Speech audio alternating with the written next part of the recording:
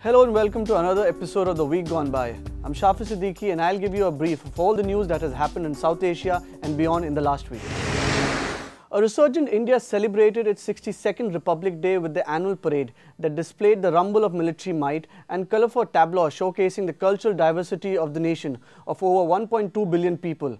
President Pratibha Devi Singh Patil, Vice President Mohammad Hamid Ansari, Prime Minister Manmohan Singh and other top leaders were all in the attendance in New Delhi's elaborate Republic Day celebration.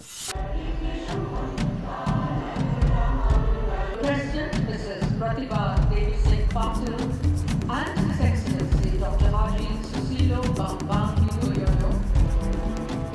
As per tradition, after unfurling of the national flag, the national anthem was played and thereafter, President Pratibha Devi Singh Patil confirmed the Ashok Chakra posthumously on Major Laishram Jyoti Singh of the Army Medical Corps who was posted in Kabul.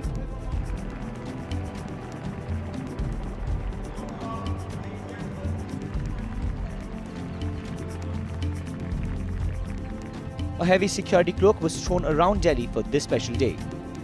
The highlight of this year's parade is the light combat aircraft Tejas displayed by Defence Research and Development Organisation.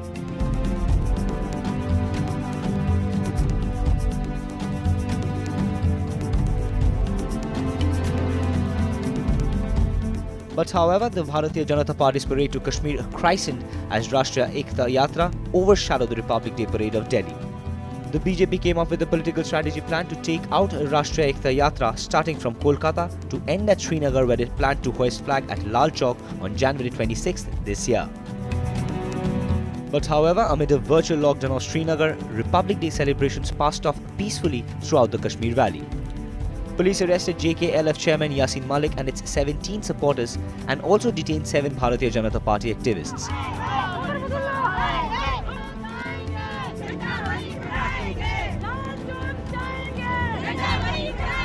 6 of them were taken into custody immediately after they came out of a hotel near Lal Chowk and began walking towards the city centre. And just a day before the D-Day, it was a battle of wills in Jammu and Kashmir as the Omar Abdullah government pulled out all the stops to prevent a defiant BJP from hoisting the tricolour in Srinagar on Republic Day. Sushma Swaraj and Arun Jaitley were among 500 BJP workers who were arrested after their Ekta Yatra crossed the 1-kilometre bridge that has one end in Punjab and the other at Lakhanpur in Jammu and Kashmir. Now, this year's Republic Day was marred by the 2G spectrum scam, Commonwealth Games scam and huge amount of black money deposited in the banks abroad. The soaring food inflation rate has also been a scenario.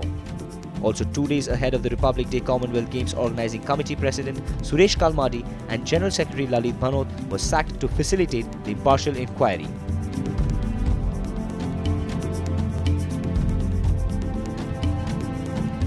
While addressing event, President Pratibha Patil highlighted rising prices, corruption and dangers to Indian democracy as the most important challenges before India. The President also conceded that India was facing its share of challenges and pointed out that the strength of a nation lay in how these were confronted. We will now check out updates from Nepal, where after days of bickering, the political parties reached an agreement to amend the provision regarding the Prime Ministerial elections. The committee formed to recommend amendment proposal registered its final proposal at the Parliamentary Secretariat. Based on this proposal, if there is only one candidate, a vote of confidence should be taken. If there are 2 candidates, voting should be done in favour, and if there are more than 2 candidates, then all the candidates can contest the election for 2 times. Otherwise, the process automatically terminates to allow the House to go for the fresh elections through the same or new procedures. And later in the week, the Business Advisory Committee of the Legislature Parliament set February 3rd as the next date for PM elections. Nominations will be registered on the February 2nd. And amid this political turmoil, Nepal President Ram Baram Yadav has arrived in Kolkata on Thursday on a 10-day official visit in India. He is accompanied by Minister for Federal Affairs and Constituent Assembly, Minendra Rijal, and senior officials. Mr. Rijal is expected to brief New Delhi about the new initiative to end the political logjam that has led to Nepal being unable to elect a new Prime Minister for the 16 rounds of voting there. Now his visit to the country comes shortly after Indian Foreign Secretary Nirupama Rao's trip to Kathmandu. Mr. Yadav is also due to hold talks with the Prime Minister Manmohan Singh during the coming week. 6 months after Pakistan devastating floods began, hundreds of thousands of homeless survivors are still weathering the winter without any kind of emergency shelter. largely due to the shortage of funds for the humanitarian response, international aid agency says.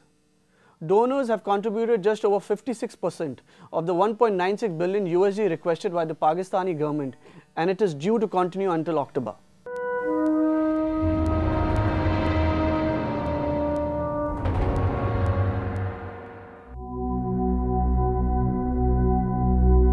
Recent reports showed that Pakistani government has decided not to take up major reconstruction and rehabilitation projects in the flooded areas during the current fiscal year because of a financial crunch and negligible fresh aid commitments from the international community.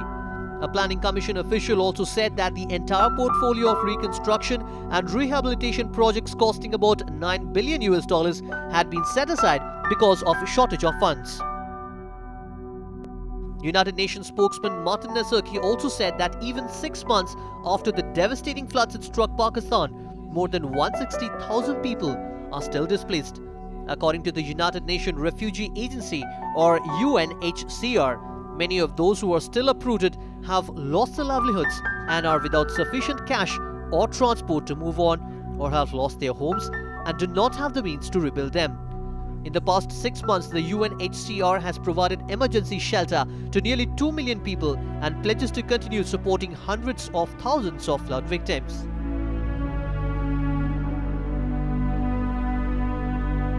On the other hand, the international aid agency Oxfam has warned that the crisis in Pakistan is far from over and could get even worse as millions of people belonging to the flooded areas are still in dire need of help. In its report titled 6 Months Into the Floods, the Oxfam said that although the aid effort has reached millions, it has struggled to match the immense scale of human need. Moreover, the UNICEF has stated that Sindh province in Pakistan is still suffering from low levels of malnutrition, almost as critical as Chad and Niger, with hundreds of thousands of children at risk. A survey conducted by the provincial government and UN Children's Fund revealed that the malnutrition rates in northern Sindh was of 23.1% and in the south it was that of 21.2%. It also further added that the rates are above the 15% energy threshold set by the World Health Organization and are on par with some of the poorest parts of the sub-Saharan Africa.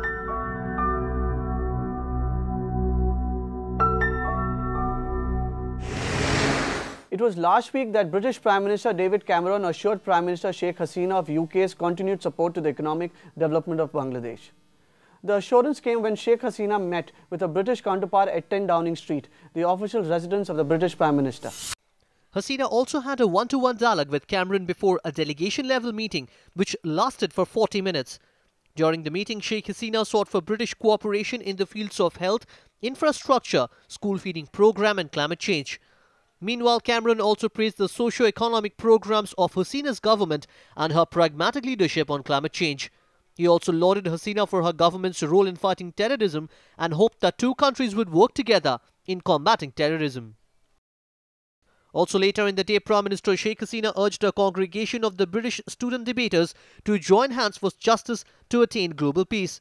She was addressing a congregation at the Oxford University Society when she said that attainment of peace remains to be a challenge, but that Bangladesh's endeavour continues in its constant pursuit. She also said that peace prevails in an environment of justice and is absent where there is injustice. Meanwhile, on the first day of her 5-day visit to United Kingdom, Hasina attended several bilateral meetings arranged by the House of Commons. Hasina was also awarded the Global Diversity Award by Speaker of House of Commons at the Speaker's apartment in the House of Commons. She was given the award for her courageous role in diversity in both the public and private sectors. The Premier met with several distinguished British politicians, including former British Prime Minister Gordon Brown. The Indian government reportedly sends its Foreign Secretary, Nirupama Rao, to Sri Lanka to talk to the fishermen, especially keeping in mind the upcoming elections in Tamil Nadu. Government officials have said that the situation has emanated out of the death of 2 Indian fishermen who were allegedly killed by the Sri Lankan Navy. But investigations are still being conducted into the issue. Rao is also expected to hold meetings with officials including her Sri Lankan counterpart, G.L. Paris, over the issue the next day. United Nations Assistant Secretary General for Humanitarian Affairs and Deputy Emergency Relief Coordinator, Catherine Bragg, has reaffirmed UN's continued support to rebuild the war-ravaged north. She had been on a 3-day visit to Sri Lanka during the past week to assess the flood-affected people in the northern and eastern parts of the country. Ms. Bragg has launched a fresh appeal to raise 50 million USD in emergency funds for the 1 million people affected by the floods. She also announced 6 million USD of contribution from the Emergency Central Response Fund to jumpstart priority programs. Moreover, earlier in the week, Chief of Army Staff of Pakistan, General Ashfaq Parvez Kayani, had said that Pakistan has always been there for Sri Lanka. And Pakistan did live up to its words, as Pakistan National Disaster Management Authority, or NDMA, sent a C-130 aircraft to Sri Lanka on Thursday with relief goods for the flood affected. Other countries like China, Thailand and Italy also stepped up and extended their assistance for the cause of the flood affected in Sri Lanka. We'll now wrap up this edition of The Week Gone By here. I'll be back next week again with more news and updates from across South Asia. Till then, goodbye and keep watching TV South Asia.